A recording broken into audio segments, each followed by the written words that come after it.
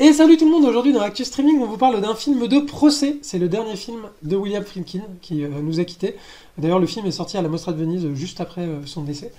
C'est un film de procès et ça s'appelle L'affaire de la mutinerie du Kane. Et alors, on inaugure une nouvelle plateforme de streaming puisque c'est sur Paramount+, accessible via Canal+, par chez nous notamment. Et donc pour commencer, donc, nous allons nous faire la petite fiche technique du film.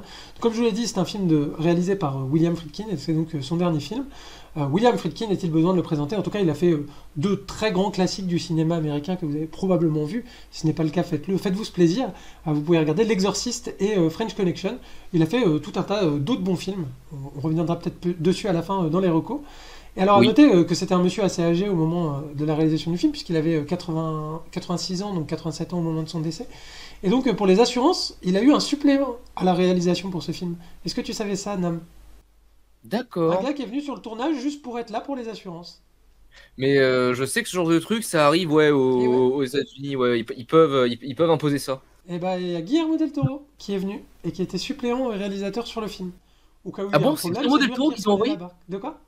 C'est Guillermo del Toro qu'ils ont envoyé? Ah, Guillermo del Toro, qui a accepté Mais de venir pour faire ça. Bah, je pense que Guillermo del Toro, aimant quand même bien le cinéma, voir William Friedkin réaliser et pouvoir éventuellement l'assister, je pense que ça lui faisait très très plaisir, à mon ah non avis. mais ça, d'accord, mais je veux dire Guillermo del Toro, ils veulent pas lui filer des thunes pour ses films et Ah oui, il non va, il mais... va faire courtier en assurance pour les autres. Enfin, Attends, qu'est-ce attends. qui se passe? Guillermo del Toro, il a eu un Oscar, après il a eu masse de thunes pour son film suivant. Bon, maintenant c'est un peu plus galère, mais le film suivant a pas marché, hein. C'est l'autre problème. Bah oui, mais enfin je veux dire Guillermo del Toro aujourd'hui, il en est au point où il va faire que de l'animation parce qu'il a plus de thunes pour les autres. Ah non, mais c'est ça.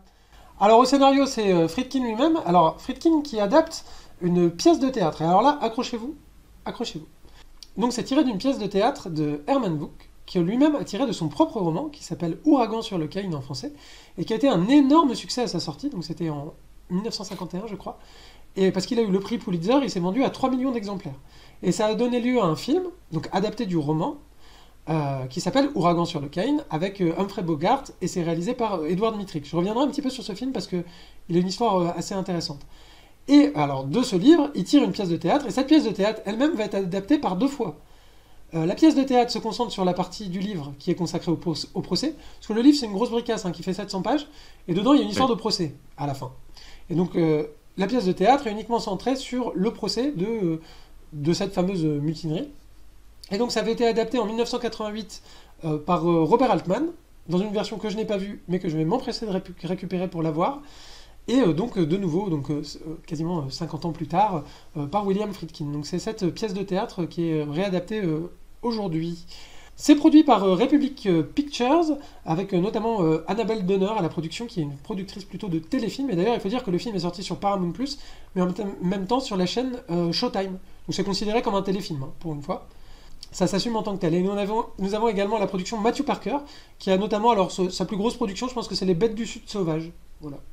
Ah oui, quand même. Ouais, ce que plutôt pas mal, c'est pas dégueu. Ah, ouais, ouais. Hein. À la musique, bah à la musique on a des supervisions musicales parce qu'il y a quasiment pas de musique dans le film. Il y en a un tout petit peu au début, histoire une petite musique militaire et une petite musique dans le générique, mais alors vraiment trois fois rien.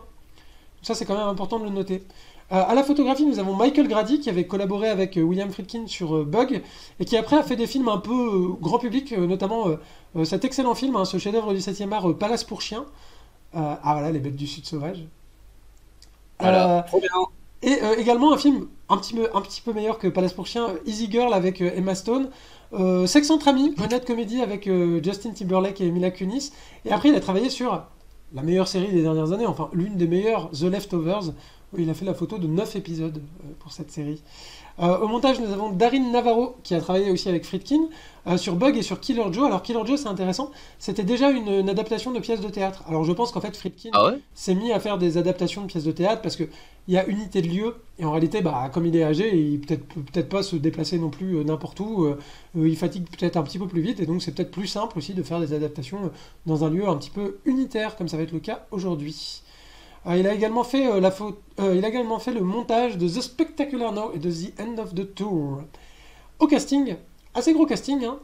Nous avons Kiefer Sutherland, nous avons Jason Clarke, nous avons Lance Reddick, qui malheureusement nous a quittés aussi. D'ailleurs, le film est dédié Oui. à sa mémoire. Il a encore quelques films, c'est pas son dernier film, il a quelques films qui sortent l'année prochaine encore. Jake Lacey, Monica Raymond, Lewis Pullman, Tom Riley et Jay Duplass. Et donc, anecdote que Teddy a pré-shot dans le chat, le saviez-vous? Michael Caine, l'acteur, tire son nom de du premier film, de Ouragan sur le Caine. Il a été voir le film, il avait été extrêmement marqué par le film, et il a choisi de s'appeler Michael Caine, parce que sinon il a un nom à coucher dehors. Voilà, je vais lancer Nam donc, sur le pitch de cette mutinerie sur le Caine. Nous sommes à San Francisco, dans les quartiers généraux de l'US Navy. Nous allons avoir à faire un procès qui commence. Dans un couloir. Oui. Donc on est vraiment sur des films de procès, c'est-à-dire que tout le film ça va être le procès, à peu près. Mais non, en gros tout le film c'est le procès. 95%. C'est ça. Et donc qui va être la personne accusée, donc celle qu'on voit à gauche ici, à côté du panneau, qui s'appelle, c'est le lieutenant Maric. Oui, je vais dire Méric, non c'est Maric. Maric qui est accusé de mutinerie. D'avoir organisé une mutinerie sur le bateau qui s'appelle l'USS Caine. C'est-à-dire d'avoir démis son commandant de ses fonctions et d'avoir pris le contrôle du bâtiment. Et il s'avère qu'il a un avocat de la défense qui s'appelle, donc c'est le lieutenant Greenwald, qu'on voit à sa droite. Mais en gros, cet avocat lui est commis d'office. Il est arrivé 4 jours avant le début du procès. Et avant le procès, il lui dit « Écoute mec, t'es coupable, c'est foutu. Mais je vais prendre le cas et je vais voir ce que je peux faire. » Je vais faire de mon mieux. Voilà. Il s'avère que, donc pour la suite du film, c'est un procès militaire. Voilà, oui, c'est un tribunal militaire, effectivement. C'est ça. Alors, c'est organisé comme un procès classique. Donc, à savoir, il y a un avocat de la défense, il y a non, c'est pas prosécuteur en français, c'est... Je sais pas si on dit procureur dans ces cas-là. Si, c'est procureur, c'est ça. Ouais, procureur. Ouais, c'est ça. Sachant que, bon, en fait, elle représente la marine, parce que c'est un procès de la marine. Elle va représenter la marine qui attaque Merrick. Maric ou Merrick, je sais déjà plus. Je crois que ça se dit Merrick en anglais, mais ça s'écrit Maric, donc je peux dire les deux. Donc Merrick, qui attaque Merrick pour mutinerie. Par contre, les personnes qui vont avoir devant eux ne sont pas seulement sont jugées jurées, c'est-à-dire qu'ils vont pas seulement organiser le procès, ils vont aussi décider de la sentence. Donc c'est voilà cette table qu'on voit ici. Sachant que seule la personne au milieu est importante, les autres, je crois, ne vont jamais parler. Alors, sachant aussi que, du coup, le contexte du tribunal militaire est quand même très particulier parce que tout le monde fait partie de l'armée, tout le monde a un grade, et en fait, tout le monde essaie aussi de faire en sorte que le procès, d'une certaine manière, se passe bien. Et il y a des choses, par exemple, qu'on verrait jamais dans un procès civil. C'est par exemple, dans un procès civil, c'est le juge qui dit c'est comme ça, ça s'organise comme ça. Et s'il y a des outrages, il dit non, c'est intolérable. Alors que là, lui, va plutôt être dans une position de conciliateur par rapport aux avocats et par rapport aux interrogatoires. Et va pas le faire de manière... Alors, ce qui est paradoxal, là, d'ailleurs, dans l'armée, va pas le faire de manière très autoritaire, en tout cas. Oui, sachant aussi, d'ailleurs j'ai trouvé ce personnage très, très intéressant, notamment dans ce rôle, sachant que son rôle est double, c'est-à-dire qu'il doit à la fois juger une affaire qui se révèle être simple, entre guillemets, compliquée dans les décisions à prendre. Parce que le but c'est voilà, que le procès se termine sans faire le procès de l'armée ou de la marine. Parce que voilà, il faut quand même qu'ils respectent l'institution pour laquelle ils travaillent, pour laquelle ils ont énormément de respect. Voilà, je vais pas aller plus loin parce qu'après on va déborder. Mais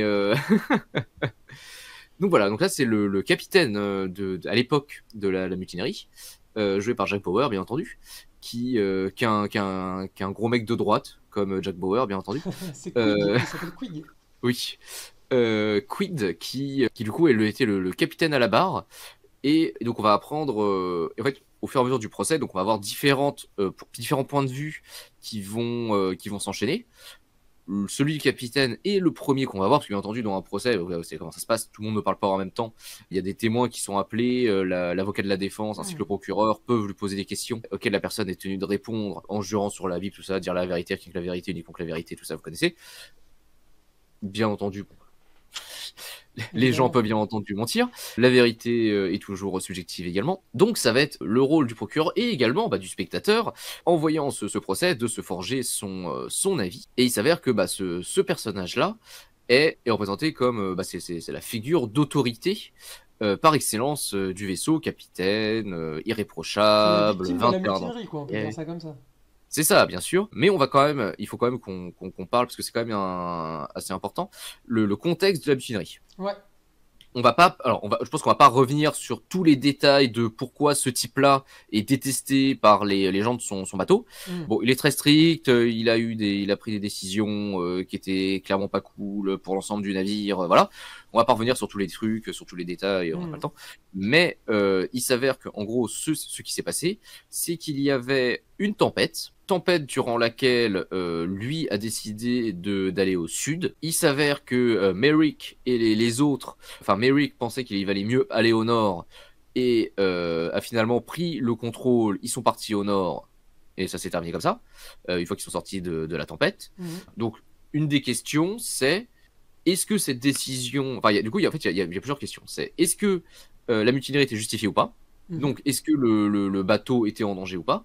Est-ce que la décision était bonne d'aller au sud ou de partir au nord? Qu'est-ce qu'il fallait faire? Et surtout, et c'est un point qui va être très important, et c'est d'ailleurs le point le plus important du film, c'est est-ce que le capitaine est fiable? Est-ce qu'il était mentalement apte à diriger? Est-ce que... Voilà, on est sur... c'est la question que l'avocat de la défense va tenter de poser, parce que si le capitaine était en effet pas fiable, si en effet il pouvait pas prendre les décisions, Merrick a bien fait de le faire partir, parce qu'en plus il a utilisé une règle de l'armée pour le faire, donc il a c'est pas gratuit, enfin voilà, il y a quand même quelque chose qui le permet. Est-ce que c'était justifié ou pas? C'est la question à laquelle le procès va devoir tenter de répondre. Et donc, vont se succéder les témoins, et en premier témoin, donc Adrien Quatennens, manifestement, qui est arrivé. Alors, de lui, c'est une espèce de... Bon, c'est un troufion, quoi, sur le bateau, et vraiment, il comprend rien à ce qu'on lui dit. Ouais. Vraiment, je pense qu'il est tellement impressionné par l'endroit où... Je ne sais pas qu'il soit spécialement bête, mais en tout cas, il pige rien à ce qui se passe, et donc, c'est un peu un fiasco, quoi, comme premier interrogatoire, parce que vraiment, il lui pose des questions, et alors, il sait plus où il habite, quoi. De la plaque, mais constamment. Ouais. C'est-à-dire, on lui demande est-ce que vous reconnaissez l'homme qui est devant vous, et il reconnaît même pas les mecs qui étaient avec lui à son bord, quoi. Lui, c'est le timonier, je crois. Oui, voilà. Il fait partie des personnes importantes aussi sur le bateau. C'est Kiefer, d'ailleurs, il sera même très important dans l'histoire au final. Est-ce que c'est pas l'occasion de commencer à parler de la mise en scène du film aussi? Comment tout ça est agrémenté? Parce que là, c'est vrai qu'on se dit, bon, ça va être quand même... Alors, c'est adapté d'une pièce de théâtre. Un film de procès. On va être dans une seule pièce. Est-ce qu'on va pas un peu s'ennuyer, quoi?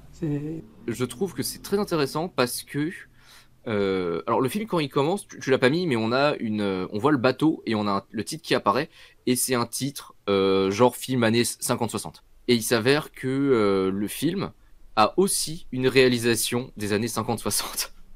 Ah, tu trouves? Ouais, dans l'utilisation des plans fixes, dans la manière de cadrer ces personnages. Tu vois, par exemple, là, on a des personnages qui sont très écrasés, très petits dans le cadre.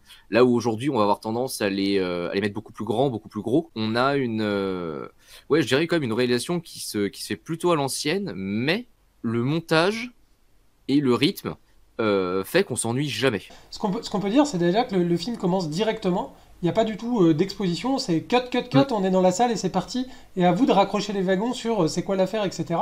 Ce qui fait que c'est très stimulant. Et en termes de cadrage, moi, c'est vrai que je peux regretter parfois que le film fasse un peu des champs contre champs un peu faciles, ou alors nous mette à la place du type qui est interrogé et fasse des panneaux sur les avocats, un petit peu comme dans Anatomie d'une chute d'ailleurs. Hein. La grande scène d'Anatomie d'une chute, c'est un peu ce mode de réalisation-là. Mais pour autant, il y a aussi un truc dans le... Alors je pense qu'on peut en parler tout de suite, mais il y a un truc dans le jeu des acteurs et dans le montage qui fait que c'est toujours extrêmement dynamique. Alors c'est extrêmement bavard, hein, bien sûr, mais c'est du bavardage comme on aime bien en voir, quoi. C'est du bavardage avec un texte qui est intéressant, avec un ton qui est intéressant, il se passe plein de choses à l'écran, quoi, finalement. Et d'ailleurs, on peut noter souligner que Friedkin, en tant que directeur d'acteur, il est bon, hein. Il est super bon. Tous, ils sont incroyables. Qui eût cru que Kiefer Sutherland était un excellent acteur, hein. Désolé, non, mais Kiefer Sutherland est un excellent acteur. Il a d'autres problèmes, on va dire ça comme ça. Non, mais moi, je le tenais pas pour un très bon acteur, tu vois. Je l'avais vu dans quelques films, dans 24 heures chrono, etc. Je trouvais que, bon, c'était. Par rapport à son père, tu vois, je trouvais que c'était un acteur qui était un petit Ah, peu bah, plus c'est un pas le acteur même, de c'est pas le télé, même. quoi. Et en fait, là, dans le Après, film, il est incroyable, hein. Kiefer Sutherland dans J'espère qu'il va pas me sortir The Sentinel, hein. Il me dit, regarde, The Sentinel, c'est vraiment un excellent film. Dans Mirrors d'Alexandre Aja, vraiment, quel incroyable. Ah, et Dark City, ouais, c'est vrai que c'est bien. C'est vrai que c'est bien. où bah, dedans il y a Kiefer Sutherland et quand tu le vois, tu reconnais pas Jack Bauer. C'est vrai, c'est vrai, c'est vrai. À tel point que j'avais oublié qu'il était dans ce film, je dois te dire. Donc ce qu'on veut dire, donc, c'est que les témoignages vont s'enchaîner et bah, on va d'abord prendre les témoignages des membres de l'équipage pour un petit peu comprendre ce qui s'est passé, comprendre un petit peu les processus décisionnels. Ah, On va aussi pas comprendre vu. que le personnage qui est mis en cause accuse le capitaine bah, en fait, d'avoir un trouble mental, quoi. C'est-à-dire d'être Mm. complètement parano et d'être pas maître de ses décisions, notamment quand il y a de la pression. Ce que l'avocat de la défense va essayer d'utiliser et essayer de démontrer. Mm. Mais une fois que l'équipage va être interrogé, donc voilà, on a des plans comme ça qui se succèdent. On va avoir aussi on va avoir les experts.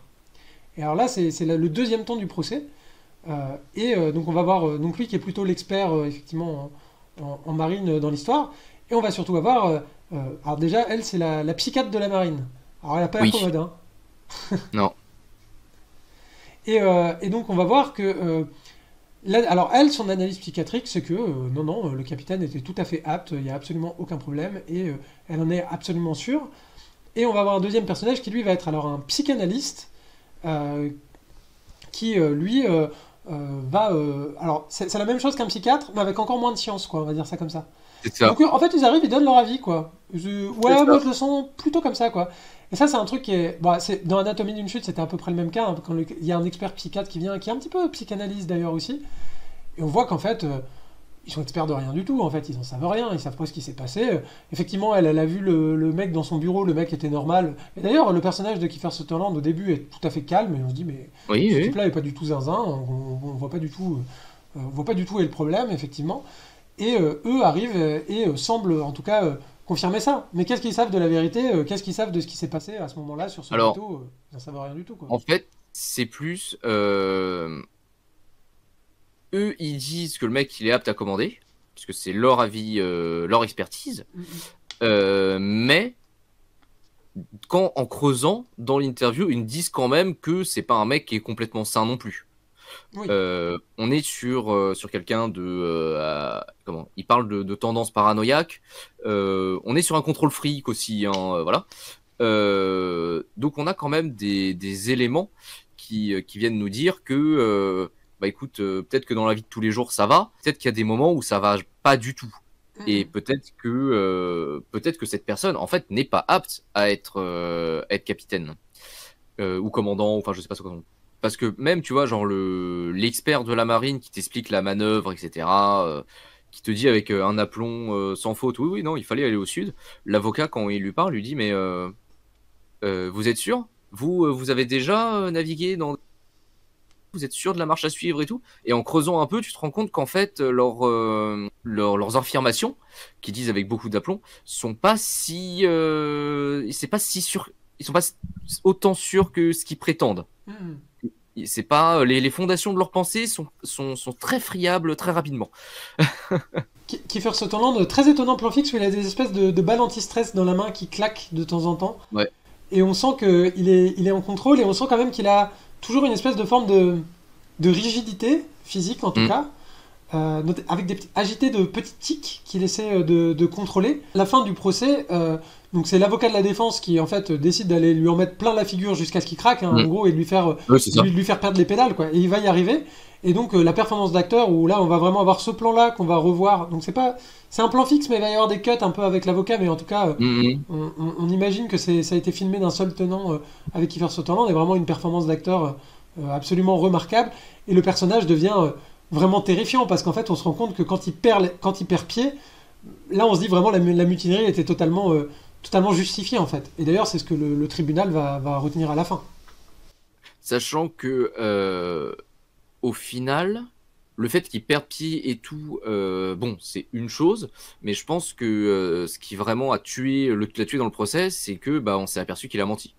Oui, oui, sur certains trucs, notamment, Euh, il transporte une caisse d'alcool, ce qu'il n'a pas du tout le droit de faire, c'est ça. etc. Ou Et... même, ou pareil sur ses avis de Merrick, parce que pendant le tribunal, il l'a étrillé. Et à côté de ça, il y a un rapport écrit de sa main où il lui fait une lettre de recommandation après toutes les histoires de mutinerie et compagnie. Donc on a quand même des preuves que ce personnage n'est pas fiable. Hmm. N'étant pas fiable, il ne peut pas être cru. Ne pouvant pas être cru, bah c'est lui qui est en tort. Sachant que, donc voilà, il va être condamné, mais Alors, il le va pas être film ne condamné. s'arrête pas là. Du coup, il va pas être condamné, en fait. C'est-à-dire que celui qui était accusé, Merrick, de la mutinerie, ne va pas être Oui, condamné.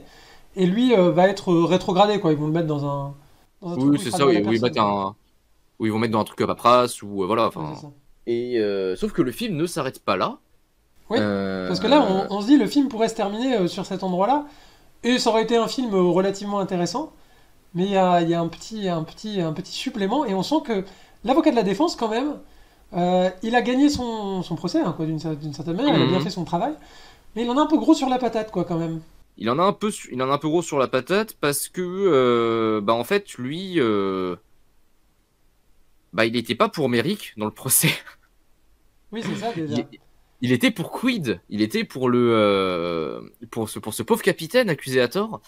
Enfin, Alors, bah, accusé à tort.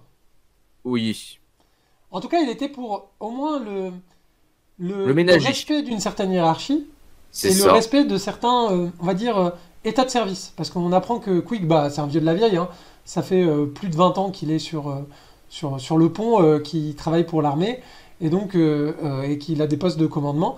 Et donc lui, il est pas très content que cet ordre-là ait été remis en cause, et il se dit finalement, même si c'était une mauvaise décision, est-ce que ces types-là, ils auraient pas dû suivre leur commandant avant tout? Et aussi, l'autre problème qu'il va avoir, c'est il va se rendre compte que le Méric qui a décidé de cette mutinerie, mais il était peut-être un petit peu lui-même sous influence. C'est-à-dire que Oui, lui-même, on sent que c'est pas forcément les idées qu'il a eues, parce que dans ses rapports, donc on va apprendre que Méric il tenait un espèce de journal de bord psychologique du commandant. Il va dire oui, il a des tendances paranoïaques, etc. Sauf que quand la procureure, pardon, l'interroge, il est incapable de donner des définitions sur les traits psychologiques qu'il prête à son commandant, sur ses réactions, etc. Et il n'a même pas la base de la base, c'est-à-dire on se rend compte qu'il est assez inculte dans le domaine. Et qu'en fait, il oui, aurait été sous influence d'un des premiers personnages qu'on a vu et qui était interviewé, et qui était le personnage de Kiefer. Et Kiefer, lui, était donc alors, c'est un lieutenant, un sous-officier aussi, et par ailleurs, on apprend que c'est un peu la coqueluche du bateau parce qu'en plus il est écrivain, il vient d'écrire un bouquin sur la guerre et il va être édité. Et donc à la suite du procès, il fait d'ailleurs une petite fête pour fêter l'acquittement de son pote et tout ça. Et en fait, bah, l'avocat de la défense, il a bien compris tout ça. Il a bien compris qu'il y avait un mec derrière en sous-main qui avait aussi fait en sorte, d'une certaine manière, de saper l'autorité du commandant. mm, Et ça, c'est ce qui passe pas, c'est ce qui reste en travers de la gorge chez lui. Et alors là, pour moi, le film devient, en tout cas, alors je connaissais pas du tout l'histoire, hein, j'avais pas vu ni les films, ni lu le livre, etc. Je connaissais pas. Et en fait, il y a une ambiguïté morale qui là est quand même oui, très intéressante. C'est-à-dire que d'un côté, on a un personnage qui, par nécessité, a amené le chaos, puisqu'en fait, il courait peut-être à la mort. Hein. C'est-à-dire, mm, s'ils avaient suivi les ordres du commandant, donc le chaos était nécessaire, mais lui trouve, qui est plutôt le représentant de l'ordre, hein, du coup, et qui d'ailleurs joue son rôle d'avocat, parce que l'ordre lui dit de jouer son rôle d'avocat, lui, il a quand même en travers de la gorge, parce que la justice n'a pas été respectée. Parce qu'il pense que saper l'autorité d'un commandant, c'est tout aussi grave que bah, d'être un mauvais commandant, quoi, finalement. oui, oui. Et ce qui, moi, du coup, un discours qui m'a pas mal surpris, Ouais, c'est très surprenant. euh, parce que, alors, moi j'appelle ça, pour moi c'est le syndrome American Graffiti. Pour vous situer ça, American Graffiti est le second long métrage de George Lucas, à qui on doit Star Wars épisode 4, 1, 2 et 3, vu qu'il a pas réalisé le 5 et 6. Mhm. Il s'avère que American Graffiti est un film sorti pendant la période du Nouvel Hollywood qui représentait la vie de la jeunesse, mais la jeunesse des années 50-60. Donc pas la jeunesse actuelle à l'époque où le film est sorti.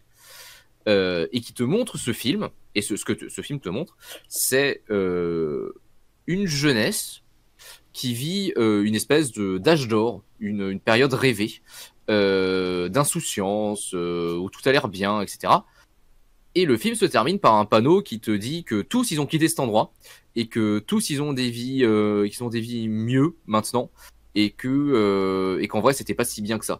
Mais du coup on a un panneau qui vient complètement changer le discours que tu as eu pendant tout le film.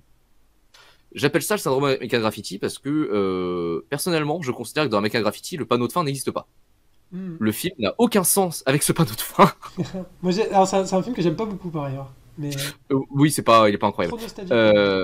Mais je trouve que ce film, du coup, a un petit peu ce syndrome-là, parce que quand on voit le procès, ce que nous montre le procès, c'est en effet qu'il y avait un type qui ne devait pas être commandant, qui était à la barre du bateau, et que ce genre de type, il n'y a pas que lui sur un bateau. Donc il est dangereux pour lui, il est dangereux pour les autres, il aurait pas dû être là, et c'est normal que ce mec il dégage. Sauf que le film se termine par un discours de respect de l'autorité et de l'institution qui vient complètement contrebalancer tout ce que le film nous a montré depuis le début. Ouais. Donc, et qui donne un espèce de relan un peu nationaliste au film, qui personnellement ne me plaît pas trop. Et vu que ça vient complètement contrebalancer tout ce qu'on a vu pendant le film, ça fait partie du genre de scène où je préfère penser que ça n'existe pas. Je vois ce que tu veux dire. Alors c'est intéressant, du coup ça me permet de revenir un petit peu. Alors on voit donc là la scène de fin à la fête, l'avocat de la défense passablement bourré. Qu'est-ce qui s'est bourré la gueule avec la procureure, c'est ce qu'on a compris après. C'est ça.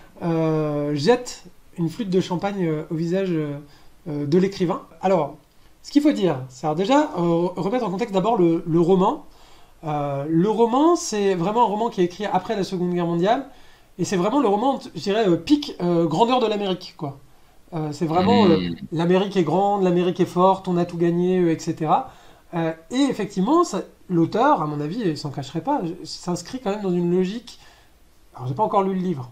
Et je pense que le livre est sans doute plus nuancé, etc. Mais en tout cas, je pense que du côté des idées et de la manière dont il est présente, et de ce que j'ai pu lire à droite à gauche, est quand même plutôt dans une optique assez néoconservatrice et assez témoin de ça, politiquement. Et d'ailleurs, il serait suivi d'auteurs comme Tom Clancy, par exemple, typiquement. Ce serait un peu un de ses successeurs dans la littérature. Et alors, le premier film, Ouragan sur le Caine, donc qui ne se focalise pas que sur le procès, mais aussi sur la catastrophe, est un film vraiment très... alors, il faut vraiment que je vois ce film, parce que l'histoire est très étonnante. C'est réalisé par Edward Mittrick, et Edward Mittrick, c'est son premier film après avoir été convoqué par les commissions de McCarthy, tu sais, qui traquaient... Ah oui. Et il faisait partie de ce qu'on appelle les 10 d'Hollywood, et notamment, à cette commission-là, il a balancé plein de gens à Hollywood, notamment c'est lui qui a balancé Jules Dassin, et qui a dénoncé. Et parce que lui faisait partie du Parti communiste américain, genre je te dirais de 44 à 45, tu vois. Il est resté un an dans le parti. Et il a balancé tous ses potes qui y sont restés. Notamment son co-scénariste d'avant, et c'est le premier film qu'il fait après. Très étonnant de faire ça après en premier film, parce que c'est un film justement sur la mutinerie, la dénonciation, etc. Et dans le film, alors dans le film original, moi ce que je perçois, et ce qu'on perçoit un petit peu là aussi, c'est que l'écrivain, là, Kiefer, déjà dans le film, là, il a une sale tête. Il est sournois, quoi. Ça se voit qu'il est pas... Ouais. C'est pas un mec bien, quoi. Ça se voit qu'effectivement, c'est un manipulateur. Et je pense que ça dans l'époque du McCarthyisme, ça voulait dire un petit peu... finalement, les intellectuels peuvent saper les bases de notre ordre sociétal. On va dire ça comme ça.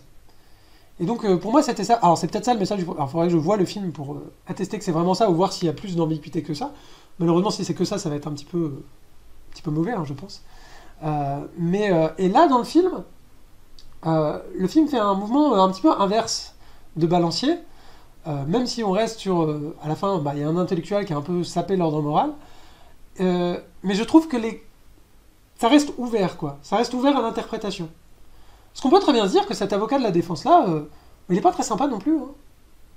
Ah ouais, non, de toute façon, il est pas sympa dans le film. Hein. Ouais, il est pas... Certes, il incarne l'ordre, certes, il a l'air d'incarner une certaine moralité pendant que l'autre est fourbe, sauf que l'autre, il a fait ce qu'il y avait à faire. Et lui, il n'était pas sur le terrain. Il vient faire des leçons. Donc moi, je trouve que la morale du film, s'il y en a une, est beaucoup plus ouverte et beaucoup plus ambiguë, en tout cas dans le Friedkin, que dans le matériau d'origine. Et c'est peut-être ça aussi qui l'a intéressé pour faire une énième adaptation, un énième remake. C'est d'apporter un petit peu ce truc-là, quoi, cette espèce d'ambiguïté morale. Donc moi, au contraire, cette fin, je la trouve plutôt plutôt épique et effectivement elle me pose des questions, elle me chamboule, mais je me dis pas, en regardant le film à la fin, je me dis pas que le message c'est vraiment les intellectuels, vraiment c'est la clé de la société, quoi. J'ai pas l'impression que c'est ce qu'il ait voulu dire. En fait, je trouve le problème avec le discours de l'avocat à la fin, comparé à tous les autres discours dans le film, parce que c'est ça, c'est un film de procès, donc c'est que des gens qui parlent, c'est que l'avocat, parce qu'en fait toutes les autres personnes dans le film, leurs déclarations sont contrebalancées. Sont contrebalancées par d'autres personnes, par des faits, d'autres éléments. Il y a toujours une remise en question quelque part à ce que les gens disent. Tu peux pas prendre ce qu'ils disent complètement comme acquis. L'avocat n'est pas traité comme ça. L'avocat, il y a personne qui va contrebalancer son discours à lui. Et au contraire, c'est son discours à lui qui va contrebalancer tout le reste du film. Vu que dans la manière dont c'est placé. Hein. Oui, mais tu vois, c'est lui. Je vois ce que tu veux mais dire. Du coup, c'est son discours à lui qui clôt le film. Ouais. Du coup, d'une certaine manière, c'est son discours à lui qui va contrebalancer tout ce qu'on a vu avant. Là où je suis d'accord, ce personnage, est clairement pas un personnage positif, mais c'est lui qui a le dernier mot. Oui, je suis d'accord. C'est vrai que c'est pas neutre, mais en même temps, c'est... Après, je pense que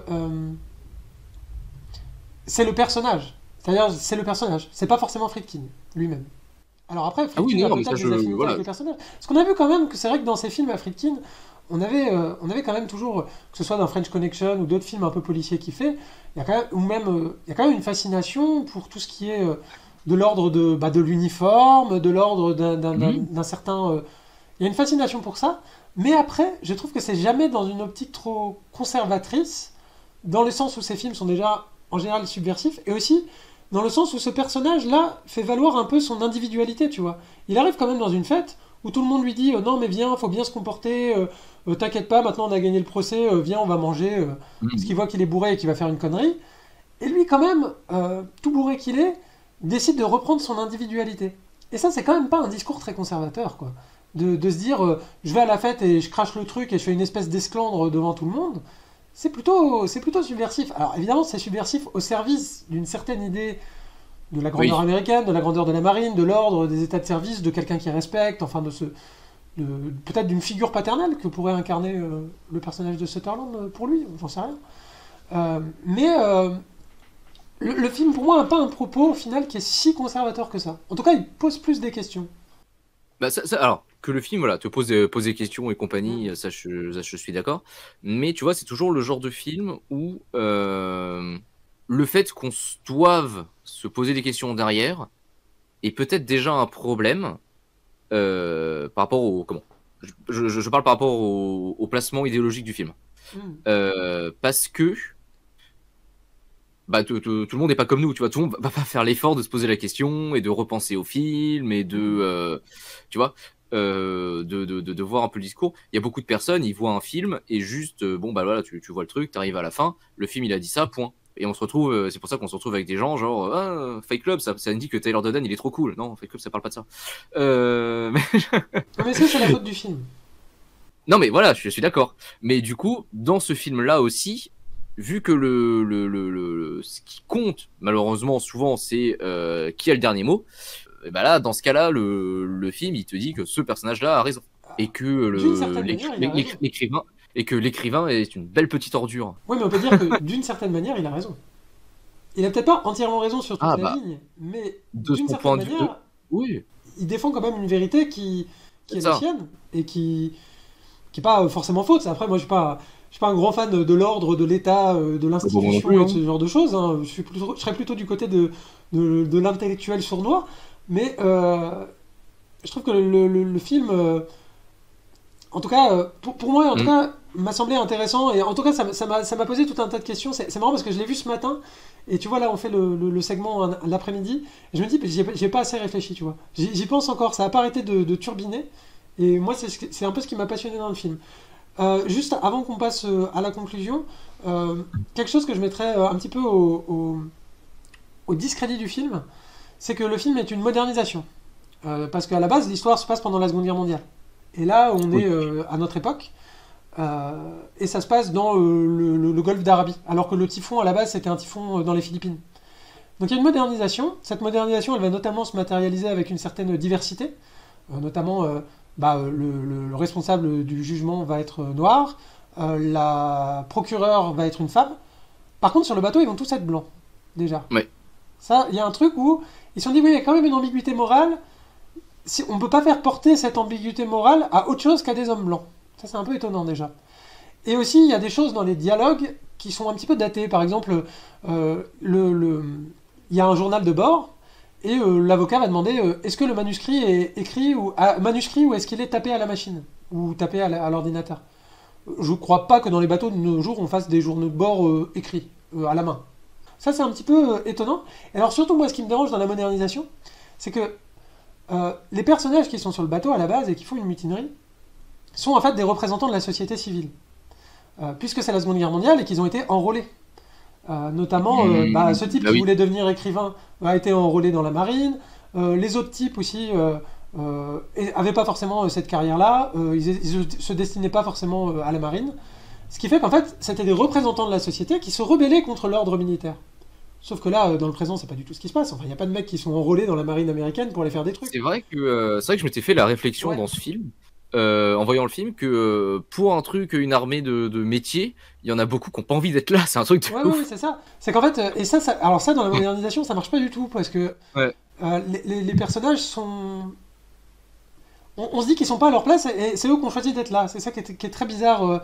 Qui est très bizarre. Et cette figure de l'écrivain qui est une figure un peu romantique des années 50, j'ai l'impression que ça marche pas trop en 2023. Après, ce que je peux comprendre, donc je pense que ce qui intéresse Friedkin, c'est qu'il pense que le sujet de l'œuvre, qui est un sujet qui a quand même été multi-adapté, hein, c'est quand même, je pense que c'est un film et une pièce et un roman qui sont très importants dans la culture américaine, et il se dit, c'est encore pertinent aujourd'hui. C'est encore pertinent aujourd'hui de montrer ça. Et pour moi, c'est un peu difficile de faire un parallèle, hein, parce que si le commandant de bord c'est Donald Trump, je pense qu'il faut se mutiner. Hein. Je pense que c'est important. Oui. Mais après, peut-être que la mutinerie, paradoxalement, l'invasion du Capitole, la mutinerie elle est venue du côté des conservateurs. Et quelque part, il y a eu une espèce d'inversion, quoi. C'est-à-dire que ceux qui ont foutu le bordel, c'était les conservateurs. Et ça, c'était assez étonnant. Alors, est-ce que le film, justement, prend un contre-pied par rapport à ça, avec sa modernisation et tout ça? J'ai pas encore tout démêlé. C'est encore un petit peu confus. Je pense que le film lui-même est un petit peu confus là-dessus. Mais après, c'est vrai que de toute façon, que le film soit conservateur ou pas, ne serait-ce que déjà faire une histoire qui te dit que te mutiner, ça peut être une bonne chose, c'est déjà assez subversif pour des gens qui ont une certaine idée de l'ordre et de la nation et compagnie. Pas nous ça va, mais il y en a certains pour qui ça peut être de la même manière que... Ce qui est étonnant quand même, parce qu'à la base, c'est un matériau plutôt néoconservateur. On a déjà quand même cette histoire de mutinerie. Et je soupçonne quand même les gens qui ont créé cette histoire-là, que ce soit l'auteur ou les adaptations qu'il y a eu par la suite, d'avoir eu un intérêt et une espèce de curiosité pour l'autre côté. Alors, ils restent de leur bord idéologique, mais je pense qu'on peut leur mettre à leur crédit une certaine volonté de faire jouer de la dialectique, ce qui est toujours plutôt pertinent dans un film. Du coup, je te propose qu'on arrive à la conclusion.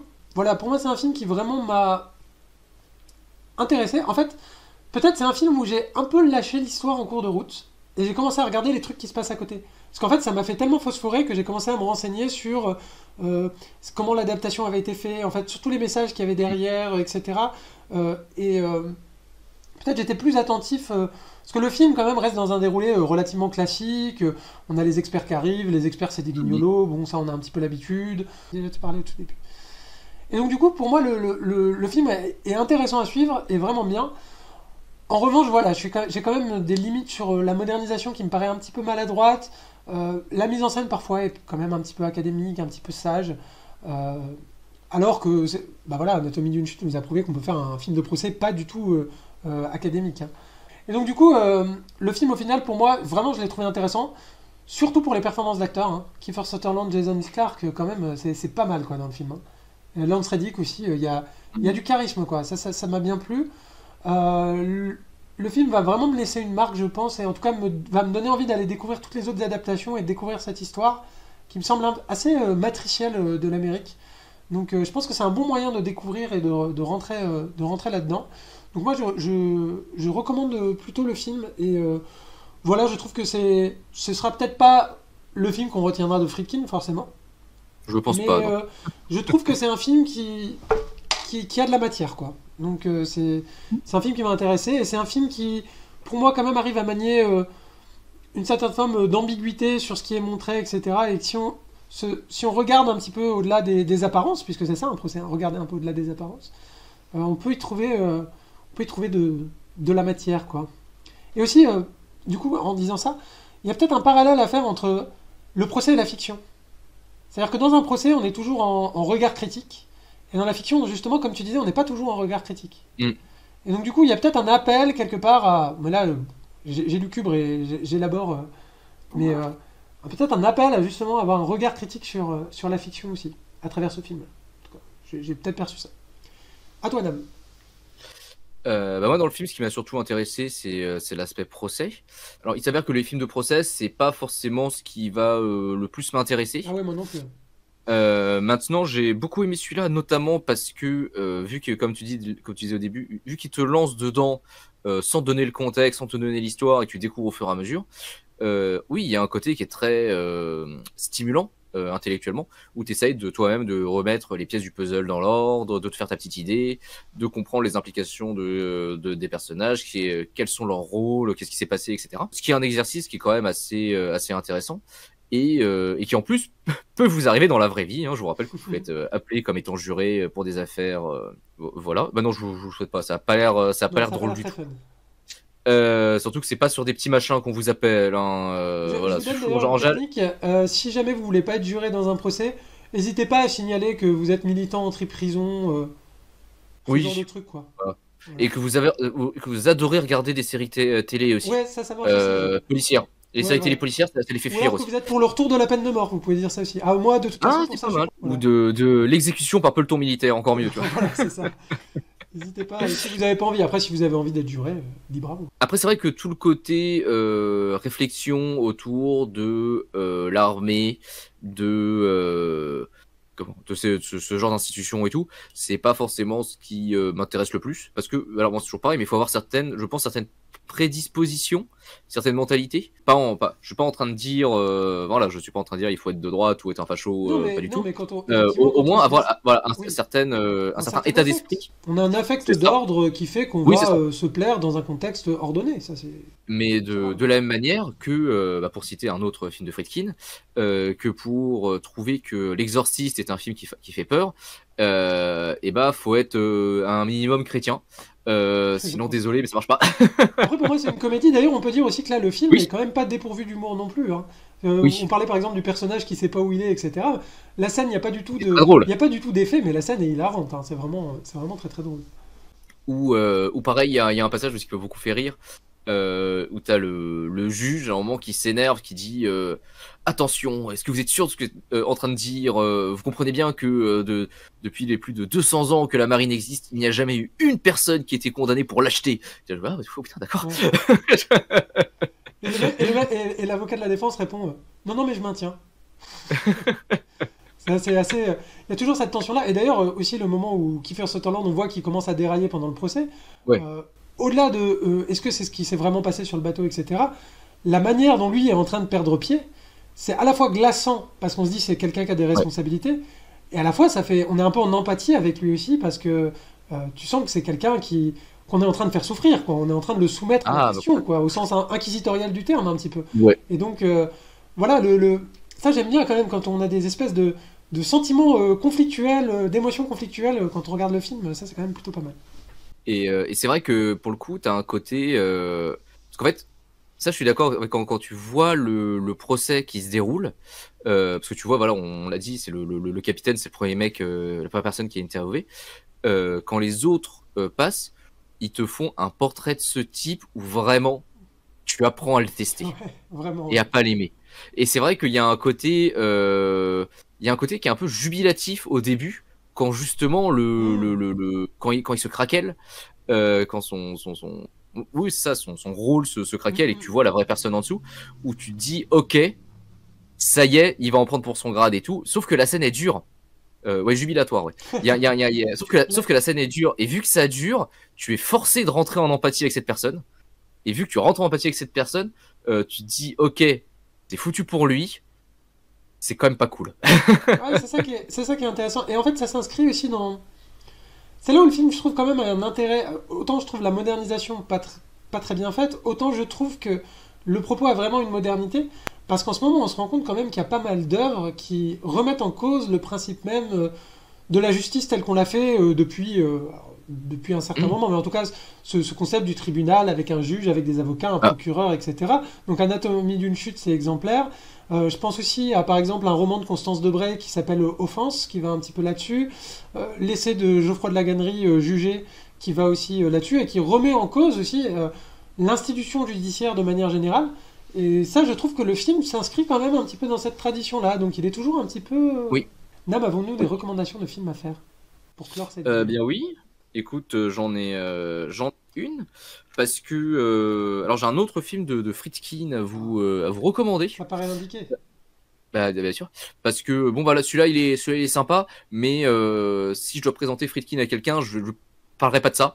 Euh, il y a quand même d'autres choses chez Friedkin qui sont plus intéressantes, et notamment je pense à un film là qui est beaucoup moins sage visuellement que celui-ci, qui est même un côté qui est beaucoup plus pardon, halluciné. Il s'agit de Sorcerer de Friedkin, ou Alias Le Convoi de la Peur. Le Convoi de la Peur, tout à fait, qui est un film voilà complètement fou, complètement halluciné, dans lequel il y a 4 pauvres types qui sont payés pour aller livrer en camion une cargaison de nitroglycérine, et ils vont péter un câble. Sachant que c'est un En gros, remake c'est d'un ça. film français, hein, c'est un remake du Salaire de Oui, la Peur. c'est l'heure de Et la il peur, tout à paraît fait. que c'est l'un des rares remakes qui arrive à la hauteur de son modèle. Moi, côté Rocco, je vais aussi vous recommander un film de William Friedkin, forcément. C'est un film qui m'a vraiment beaucoup marqué esthétiquement, avec un très très bon rôle de Willem Dafoe. Et c'est un de ces films un petit peu moins connus. Un petit peu moins, c'est quand même ça. Il a une petite cote chez les cinéphiles quand même. Et c'est Police fédérale Los Angeles, avec vraiment des scènes d'action dantesques, hein. C'est un petit peu à l'opposé de la théâtralité qu'on a dans ce film-là. C'est vraiment un film d'action tous azimuts qui part dans tous les sens. Voilà, il y a beaucoup de films de Friedkin que j'aime bien, mais celui-là, voilà, il a une place un peu spéciale. En tout cas, voilà, merci de nous avoir suivis jusqu'au bout. Si vous êtes sur YouTube, n'hésitez pas à liker, à partager, à vous abonner, et à bientôt pour un nouveau segment. Bye bye! Au revoir.